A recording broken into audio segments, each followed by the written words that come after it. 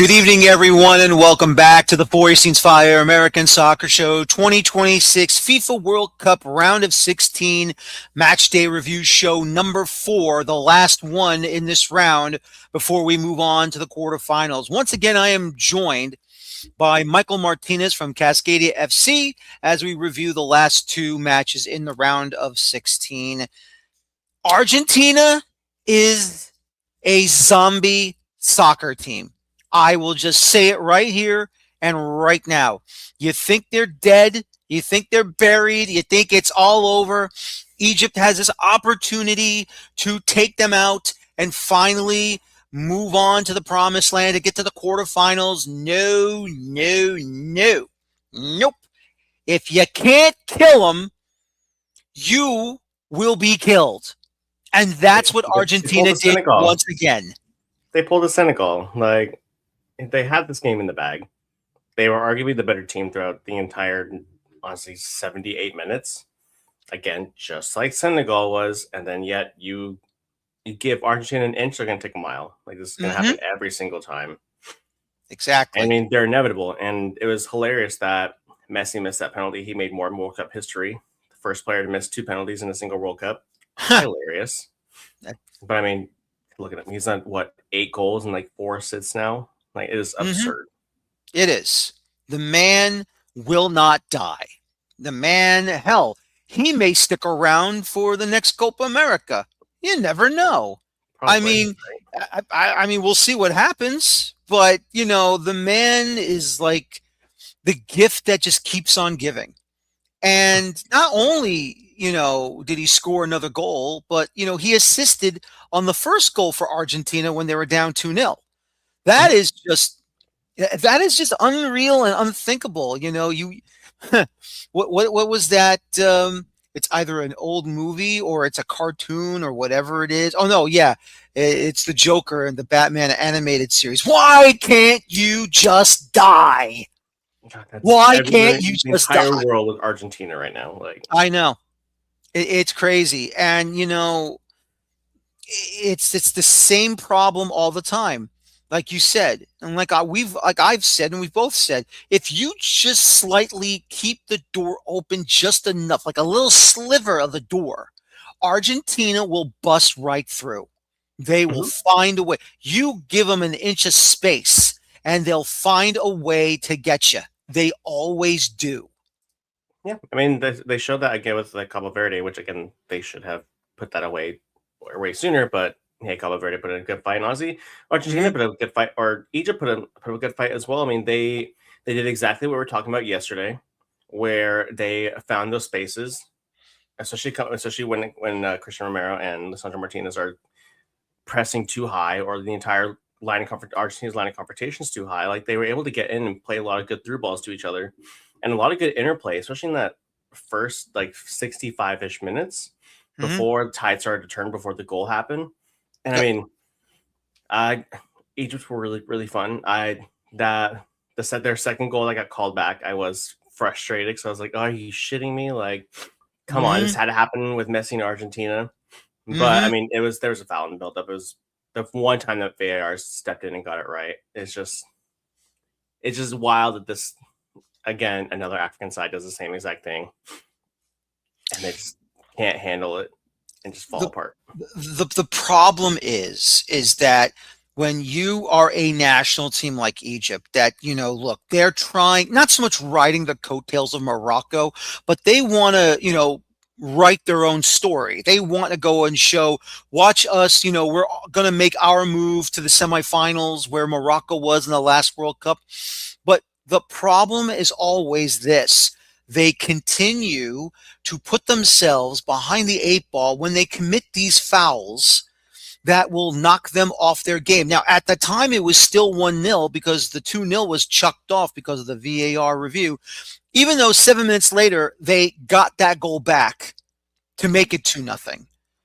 But they just don't know how to complete a win, an absolute win. Okay, you coughed up the first goal to Argentina, fine.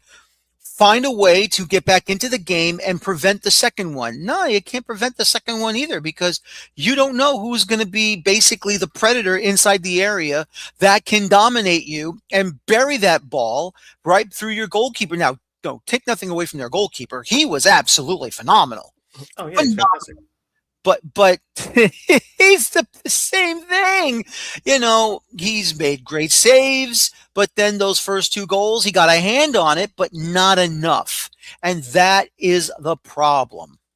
I mean, yeah, as soon as that first goal for Argentina went in, their entire team lost their composure and their defensive shape suffered quite a bit. I mean, I noticed that immediately, like, yeah, they wanted to try and press get that third goal, but I mean, everything's kind of broke down. They kind of lost control of the box. And I mean, Mhm. and I feel like as soon as they brought on Lautaro Martinez, Argentina, and I felt like they had a lot more control in the game and they were able to get things, a lot more things done that they wanted, they had trying to plan for. Which, I mean, Lautaro Martinez, he's a fantastic striker. He's easily one of the best in the world. And I can see him probably starting the next game again. I mean, he got the Mhm. assist. He got an assist tonight, which was, you can't expect that when he's playing in the box. Yep. No, exactly. Look, I give credit to Mostafa Schober. He was excellent in goal, especially like you said, he stopped Messi scoring a penalty. That is tremendous. I mean, you can have that on your resume. You can tell your grandkids how you stopped Messi, later in life. Even your own children, one day it's like they ask you, hey, is it true you stopped Lionel Messi from scoring a penalty? Yes, I did. And then it becomes, but I couldn't stop him in the second half, unfortunately. And that's what he does to even the best or even the up and coming goalkeepers in this game. He will make you look silly when you think you have an advantage on him. I mean, and that's just kind of the Messi effect. We've seen that time and time again since he joined MLS. We've seen it for years now since he's been playing at the professional level, and just there's a reason why Messi is the greatest player of all time. Like, Exactly. it's undisputed at this point. It is. It really, really is. And I have to say, it's just been a thrill to watch him just, keep going at this level. Obviously, he's not the speedster he used to be. He's more sprinting than I would say running, but he still has the tactical mind of being in the proper and the correct position in the attacking third and when to deliver a cross and when to score the goal. That Mhm. mind is still working, still available, and he's looking pretty damn good still, regardless of his age. Oh yeah, that's I mean that's that Barcelona DNA. He got that from Xavi and Iniesta. Like the way they helped him and groomed him to be the player that he is. I mean, obviously, he was going to be one of the best players of all time, regardless of them. But I think him playing with them for such a long time and able to adapt it to his own style of play, I think just made him that much better. And it's still like you said, it's still relevant to this day. He still does the same exact things he was doing in Barcelona, just a little less speed. Hmm. But it's terrifying to see a player his age and still able to pull this stuff off. Exactly. It really, really is. What do you think Scaloni is thinking right now inside his technical area of what he's been watching this team going from, you know, you've had an easy group stage. You had a major bump with Cabo Verde, even though you finally got out of it. You have a you're behind most of the match until the comeback. You wonder what's going through his mind right now, and do you think he can win another World Cup? I don't think so. There's way too many defensive issues with this team right now, and even with Dibu Martinez and between the sticks, I still think he's had that great of a tournament this Hmm. year. Like, yeah, 2022 he was fantastic. That's why he got the Golden Glove. Like, he was making stops left and right. But this year does not. He seems kind of past it a little bit, or he's losing his focus quite a bit. And I think that's going to be Argentina's downfall. I mean, like we saw with these goals and a lot of the play that Egypt had when they were getting into the final third, is you have such a high line of confrontation and you rely on your center backs to make that step forward because you don't have a natural six. You're Right. playing with two eights/tens in the midfield who can do defensive work but are not actual defenders, and so you're going to leave yourself with a lot of space in behind, and these teams are going to keep on taking advantage of it. All it Hmm. is going to take is going to be a better team to do that. And I don't know if Switzerland can do that. so much as much maybe as Colombia could, but uh, I think they'll probably win the next round and probably be out in the semifinal. I don't think they're making the final or winning again. No. Well, we'll see what happens. Stranger things have happened, and in the these in this game, you never know Mhm. what's going to happen. You like to predict the future, but sometimes it doesn't work. And once again, Argentina just finding another way to make another comeback and to survive. And they do advance to the quarterfinals. The final game of the round of 16, Switzerland and Colombia, scoreless in regulation, scoreless in the extra time, but the penalty kick shootout was where the Swiss were able to hold on. I thought this was a very good match, very defensive minded, but at the same time, each side had their opportunities to try and score a goal, and they just couldn't do it until they got to the shootout. And that you have to ask the question, why are center backs going in the first five of regulation penalty kick shootouts? Why is this happening? And don't they know that it's not working? I don't. Yeah, I mean, they pulled like it's like the same thing with Australia. Like, I mean, I it was just absurd. I mean, Davison Sanchez. I know he has taken a couple penalties here and there for club in his career, and he's been does a decent enough job. But I mean, I don't know why you wouldn't have say Campas be at number two, or even have Rios in there instead of Sanchez. I mean, Cucho Hernandez should have put his chance away, put his penalty away. We've seen him do Hmm. it in MLS countless times. We've seen him do it now in the Liga too. And it's just honestly, this Columbia side, they shot themselves in the foot this entire Yes. tournament. Like, I mean, they are such a talented side with so many talented players coming through the box or coming from the bench, and even their starting 11, even with their some of their aging players, are still really really good. But you create these fantastic chances just to not put them away. Like, what are we doing? They had 21 touches in the box and only like 3 shots on goal. Like, come on. I know. It's just crazy. Someone's got to put something away. But Yeah. look, you got to give credit to the goalkeepers. Look, you got to give credit to Gregor Nobel of Switzerland and Camilo Vargas of Colombia. They kept their sides in the match, did not give up a single inch of grass to the offense of against them, and they kept the ball out of the net. It was empty for basically 120 minutes until the penalty kick shootout. But anyway, I want to just say this: I'm happy that both Vargas and Briel Embolo, nasty collision inside the Columbia area, but thankfully both men were okay. I mean, I don't know how Embolo was able to jump back up and just start walking around like it's nothing. And there's Vargas still on the freaking floor trying to find out what Mack truck hit him into next week. And, I mean, it could have been worse. Thankfully, it wasn't. Both men obviously knew it was an accident. It was not intentional when they came together. And, great job from both men. The sportsmanship was absolutely fantastic. I mean, it doesn't help that Braylon Bolo is just, like you said, a Mack truck in himself. Like, he's a big boy. I would hate to run into him. I'd love to see him and Erling Haaland just kind of go shoulder to shoulder, see what would happen, just for the vibes. But I Exactly. mean, we have to credit the Swiss. They have been consistent throughout the entire tournament. They were never considered a favorites or a dark horse for No, many people. But I no. mean, they're putting in solid performances every single week, and I think that helps with the Granit Xhaka kind of leading this team and having that experience and that leadership is definitely Yep. helping this young side. It really, really is. And let me also say this. I mean, I give the Swiss a lot of credit because 9 times out of 10, when you talk about the Swiss, in the past, they've been probably one of those in between teams in Europe. We all know the top four, obviously England, Germany, Italy, Spain. But Switzerland, I think right now I think they're creeping up to getting to maybe, I would say, top five, maybe a little bit more, top six, top seven. I mean, they probably are right now either in the top 10 or just below the top 10. I have to check the FIFA rankings for Europe. But honestly, once again, the Swiss and at times Belgium and also the Czechs.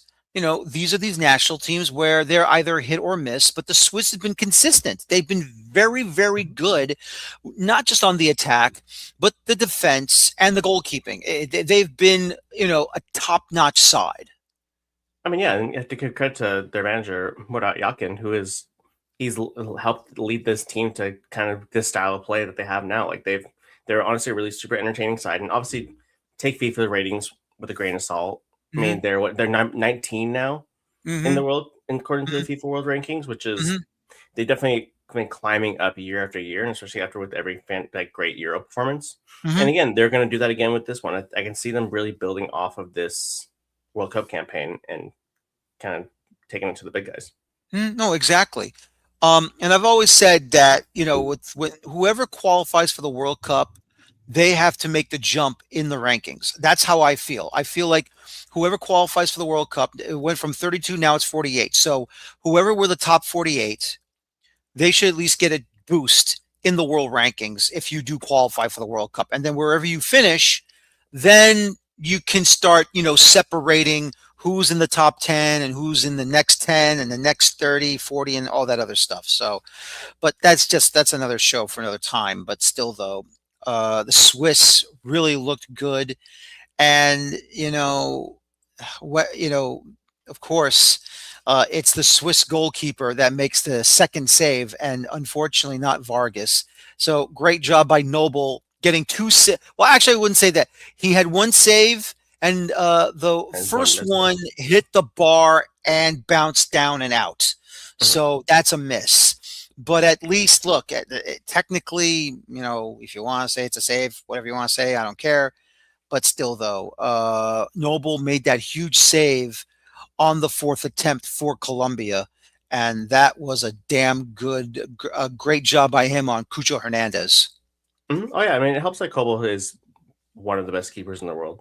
Like the things that, and he's shown that in his time at Dortmund for Hmm. sure. And I imagine there'll be a lot more eyes on him now because he's only 28 years old. He has at least another good 10 years in him, and at Yeah. least probably two more World Cups. And Hmm. he is definitely going to help lead the Swiss team to go even further. Like I'm excited for the Swiss team because there's a lot of players that kind of going into this that I was really excited to watch, Hmm. especially Ruben Vargas, and obviously Granit Xhaka. He's just I hate him at Arsenal, but I really liked him at Leverkusen and Sunderland. Like Yes. it's been fun to watch his journey, kind of after leaving Arsenal. Hmm. But I mean, again, the Swiss side can be dangerous for a lot of teams, Yeah. but it just depends if they can get it all right against Argentina. Yeah. Exactly. Yeah, I mean, look, so far now, we are now down to the quarterfinal round, the last eight, now going into further on in this tournament, into the quarterfinals. Here's the schedule for what we're going to see this coming Thursday, because tomorrow we're getting a break, folks. You're getting a break from us. We're getting a break from you. We're all getting a break from the World Cup. We can now breathe. We can have a normal meal. Rest. We can rest, extra sleep. You know you wanted it. Sometimes we need it too. Starting off July 9th, the French will be taking on Morocco at 4 o'clock Eastern. That match will be played over in Gillette Stadium in Foxborough, Massachusetts. And then on Friday, July the 10th, Spain will take on Belgium at 3 o'clock Eastern. And that game will be over at SoFi Stadium in Inglewood, California, just outside of Los Angeles and nearby LAX. So, if you want to catch your flight, it's not that far away. And then we got the two remaining quarterfinal games on Saturday, July the 11th, as Norway will take on England over at the Hard Rock Stadium in Miami Gardens near Miami, Florida. And finally, Argentina taking on Switzerland at Arrowhead Stadium in Kansas City, Missouri. And that's at 9 o'clock Eastern as well. Of course, let's not forget, it's going to be 4 Eastern, 1 p.m. Pacific for France and Morocco, 3 o'clock Eastern, noon Pacific for Spain and Belgium, 5 Eastern, 2 p.m. Pacific, Norway, England, 9 p.m. Eastern, 6 p.m. Pacific, Argentina and Switzerland. All matches in English on Fox, streaming on Fox 1. And then, of course, in Spanish, all matches broadcasted on Telemundo and streaming on NBC's Peacock's website and or app on your mobile device. Here's an interesting thing that popped up on us that I wasn't expecting all of a sudden, but you know what? It got started by the Olympic Committee. Apparently, coming very soon, I believe in the next. I'm assuming this will be for the Summer Games coming in 2028, and also for the next Winter Games. The Olympic Committee will officially remove their ban for Russian athletes. So that means that Russia, obviously, there's still a lot of fighting going on over there against them and the Ukraine, or what's left of Ukraine. I don't know. We'll see what happens Left there. of Russia at this point. Yep, it looks like it. But right now, the Olympic Committee is going to allow the Russian athletes to participate in the next Olympics. I believe either this coming Summer Games or it'll be the next Winter Games. So that ban is going to be released from the Olympics, and it sounds like FIFA is going to follow suit as well. So Russia will be able to rejoin UEFA World Cup qualifying, UEFA Nations League, the UEFA, the European Cup, and even the Russian teams will be allowed to participate in the Champions League and the Europa League and the Conference League and all the European Cups and everything going forward. That's a look. Obviously, the Russian people who are professional athletes, whichever sport they play in, obviously this is not their doing, and they should not have been penalized for what their president of their country, of course, Vladimir Putin, did with Ukraine. But you know what? I think the Russian athletes have suffered enough. I think it's time for them to really come back. I mean, they've done their due diligence. They've stayed relatively quiet. I mean, a lot of athletes, you don't see them being pro Putin or pro the regime right now. But I mean, if we're going to allow Israel to participate in UEFA competitions, and you kind of have to let Russian do it because they're doing the same exact thing in Palestine. I mean, it's no different. It's honestly it's worse, and yet Israel's still participating.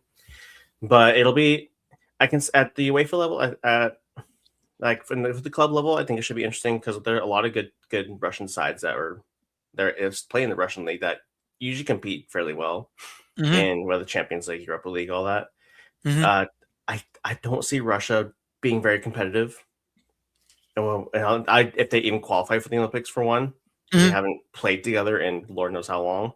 Yes, exactly. Right. And also, like, they never really done all that great in Nations League or in World Cup qualifying in the first place. Like, they were just lucky because they hosted in 2018. But I don't know. It's nice to see them back, but maybe they have some insider information that we don't know about the Russia-Ukraine war. I don't know. I like to separate the politics and the sports myself. So I'm just giving out the news that the Olympics are going to bring them back, and it sounds like FIFA is going to probably bring them back into the fold as well. And probably Europe will probably have to do the same thing because if once FIFA says that we're allowing Russia to come back, UEFA has no choice but to let them back in. I mean, that's just a simple fact. No, unfortunate. Yeah. I know. Look, this is what it is. Nothing you can do about it. And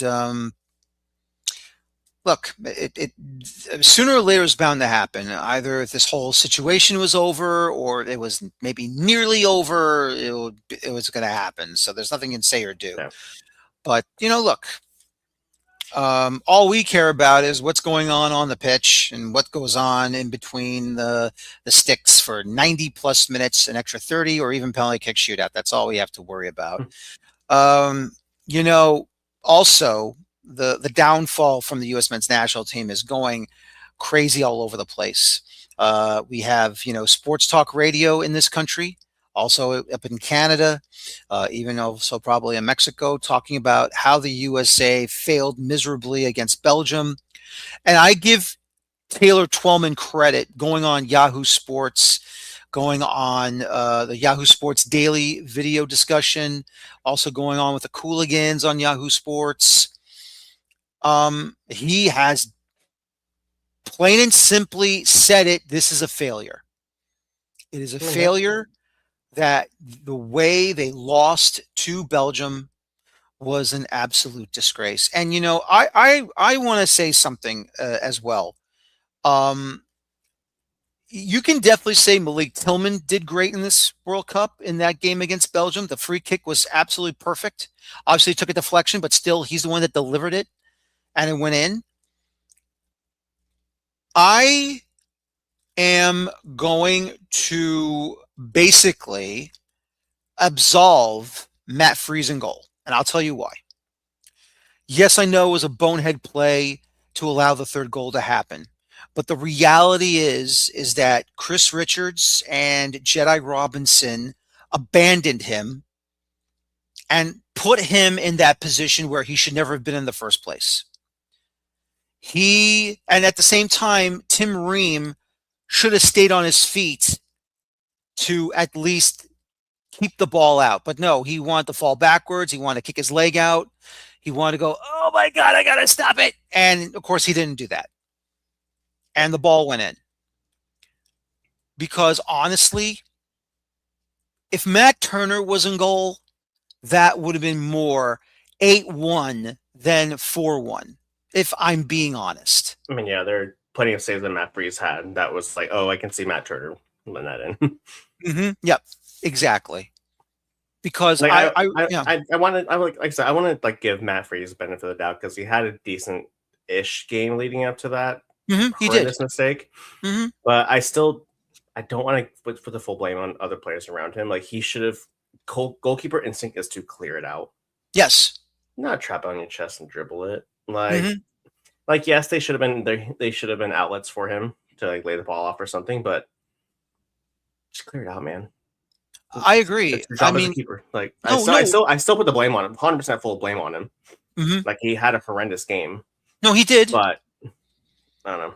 But still, though, I mean, we have to be fair a little bit to him because I felt his back line really failed him, and unfortunately, Tim Ream also failed him, and it's just terrible. Pulisic, honestly, I don't care what he has to say post match of that loss. He is injury prone. He doesn't want the captain's armband.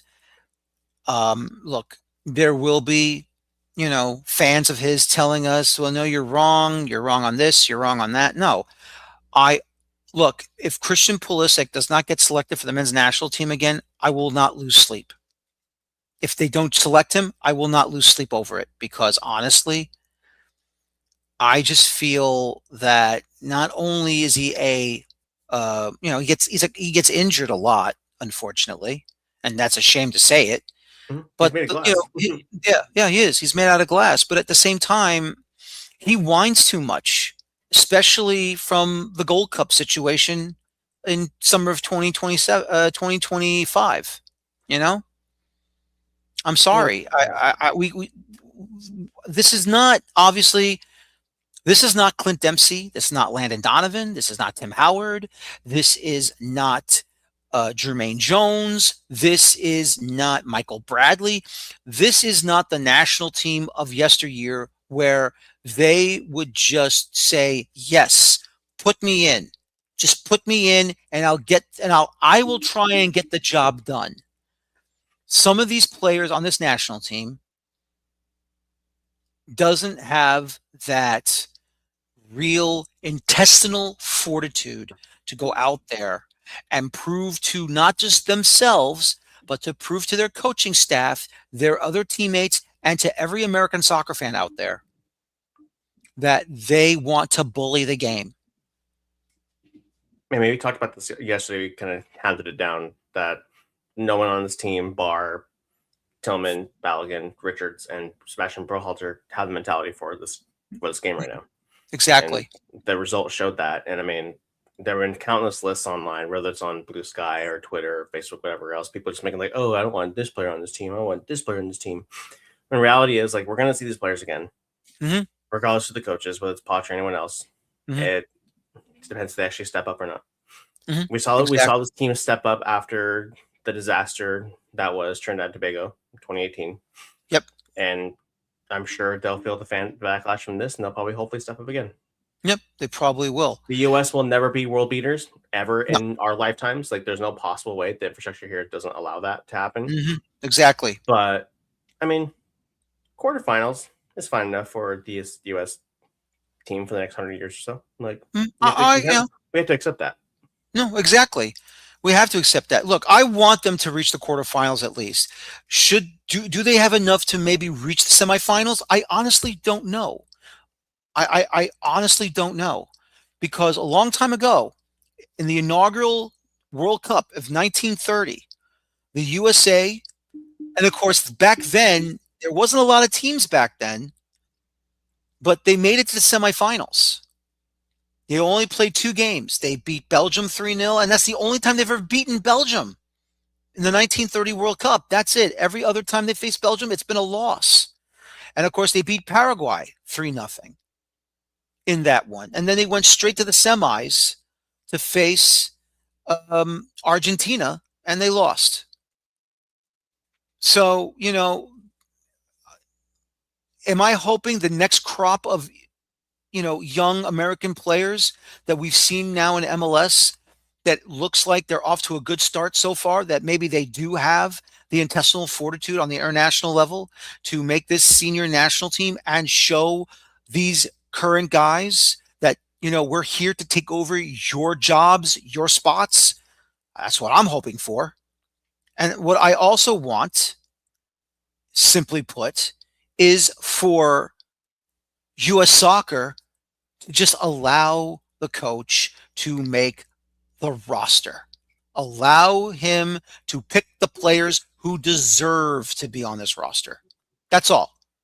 And another thing, do I hope that with this World Cup and the 5 matches that they've played, do I believe we may have some new fans coming in? Yes, I do. I am not telling these people who to or who not to root for if you choose to root for a club in Europe, in Mexico, in South America. But all I'm saying is that you can always add to your heart a club in the United States from Major League Soccer, from the USL, either in the Championship League, League One, League Two, even if you have an amateur team, even if you have a small, short season team like the National Premier Soccer League, like the League for Clubs, even if you have an independent team in MLS Next Pro, please support the sport for this country. I know there's issues. I know there's problems. Michael knows this. I know this. We all know this. But the more we all support the game in this country as a whole, not just on the international level, but in the club level, along with any clubs you believe you want to support in Europe and or anywhere else in the world, is fine. But make room in your heart for your local clubs in this country, whichever state you live in. Because once again, if you want to see this national team one day, and I'm not saying it's going to happen in 2030 or 2034 or even 2038. It could happen after we're gone. But if you want to see and hope one day our national team goes out and finally makes a run and finally lifts that little golden trophy, please support the clubs in this country, whichever city, county, or state you live in. And don't forget to support the boys who are performing overseas in Europe, in South America, Mexico, anywhere in the world. They all deserve your support. Forget the arguments about, well, I'd rather support our American players in Europe and not in MLS. Look, we understand the whole argument and it's silly. And hopefully MLS is now going to start understanding things need to change. We're off to a good start with changing to the international calendar, but in reality, they must continue to change everything so that we can attempt to be just as equal as everyone else. A lovely sentiment, but I don't think MLS will ever reach those highs. MLS is ceiling, I think, is maybe Eredivisie, That's fine. Eredivisie or the Belgian Pro League, but Don Garber and everyone else, all the other MLS executives, they keep pushing like, oh, we're going to be as big as Premier League, but as big as the Bundesliga. No, it's not going to happen. No, Like, it's not going we haven't had the point infrastructure like that at the top level ever. And the U.S. soccer's been there for over 100 years. We've had Open Cup for over 100 years, but like, if you're not allowing your first league to have that, then you're nothing more than a feeder league, and that's okay. But they need to accept that and build from that, and exactly. Not just shoot for the stars. No, exactly. And I think that's the problem here. The problem is that the league wants to shoot for the stars, but they don't understand that. And look, even I can see it myself. I know you see it, I see it, all of our colleagues see this.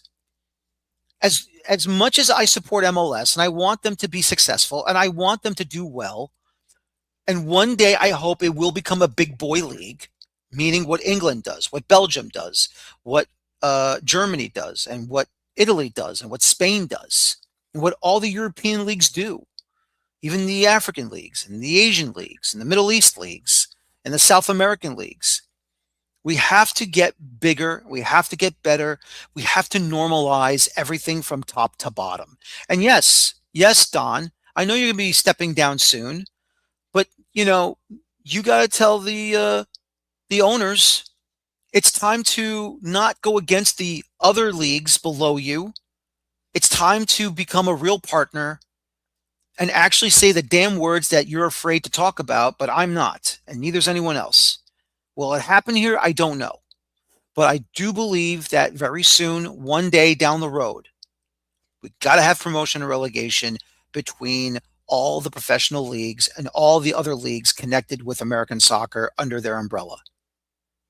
That'd be the dream, but too bad the American mentality is money, money, money, money, and no one wants to lose money. So as much as I want it to happen, it's right now it's too much of a pipe dream. It is. And I hope that it works in USL and USL 1. I hope that the relegation pro rel works there, but I think that'll be the testing ground to see if it works, see if US Soccer actually implements it. I mean, we'll see what happens. But like I said, I don't want to see us going against each other. I don't want us to go against ourselves. We're already in a civil war in the soccer wars is really a civil war. It really is. If it's not league versus league or Division One versus the rest, it's definitely the fans inside the country. We should all be together. We should all work together. Look, we'll battle each other out for the 90 minutes. That's a given. That's an automatic. That's fine. But once the final whistle blows, we all shake hands. We give each other a hug. Good game. Let's get a beer. Let's hammer it out. Let's talk about what we're going to do on our day off, and that's it. And that's all I want. Because there's too much division within the league structures and within our American soccer fan base. And that's what we got to get away from. We got to be back as a whole, not separate. Well, hopefully maybe whoever takes over Don Garber's job can help support that. That's the hope. That's all we can do. I mean, I wish I wish I was the president of US Soccer, but unfortunately I'm not. I wish I could, try to hammer out ideas, which I do. But, no one's going to take my ideas because I'm not within the walls of Soccer House in Fayetteville, Georgia, nor am I in the walls of MLS HQ in New York City or USL HQ in Tampa. I'm not. All I can do is just put out what I think should happen and why this will be either good or what it will go against the sport in our country. I mean, until U.S. soccer develops a backbone and actually stands up against MLS, who knows if that'll ever happen? Exactly, and that's the problem right there. Once U.S. soccer conceded a certain amount of power to MLS, everything has been going backwards. And it's been all money. Yep, that's right. Yes, look, we understand money makes the world go round. We're not questioning that. But it shouldn't always be about the money. It's about where do we advance our programs on the international level? How do we show? How do we show? Not just doing well within CONCACAF, but when we'll have that magical run to win the World Cup. That's the dream. Yes, it is. It's right now. It's a pipe dream, and I understand. It's a pipe dream. It's it's just not healthy right now. But look, all I want is these new fans to just understand. You know, listen to what we tell you guys because we know what's going on. We're not trying to, sunshine and rainbows all the time. There will be losses. There will be bad moments. Every bad moment will always have a good moment, no matter what. But the point is this is that when the bad moments go too far or when a really bad moment showed up, just like it did yesterday, we got to find a way to truly fix it, not just throw up a band-aid and pray to God it sticks. And that seems all that anybody's doing right now until something actually happens, unfortunately. Exactly. So, what are you going to do for your night off, day off tomorrow from Work. the show? Work? That's right. Yeah. Yeah, for me, this is work. Must be This nice. this I don't is get this paid is for this, so I know. I don't get paid either, unfortunately. I wish I could pay you, but unfortunately I can't. But look, we still love this game, right? Mhm. Of Yep, course, always. absolutely. Michael, as always, I appreciate you joining me tonight. Enjoy tomorrow's rest day, and I'll see you Thursday. You enjoy it as well. See you Thursday. I will. Good. Good. Well, ladies and gentlemen, thank you for joining us tonight. And once again, if you are interested in the Pacific Northwest footy, of course, Cascadia FC is your website to go to. Michael Martinez covers the Seattle Sounders, Jeremy Peterman with the Portland Timbers. They also do the Vancouver Whitecaps as well. Once again, for Michael Martinez, I'm Daniel Feuerstein. Thank you very much for watching us tonight. Join us on Thursday for the quarterfinal first day match day review show, and it should be a real banger. Thank you very much for watching us tonight. Take care, so long, and please enjoy your football. Have a good night. Take care, so long, and bye-bye for now. Have a good night, everybody.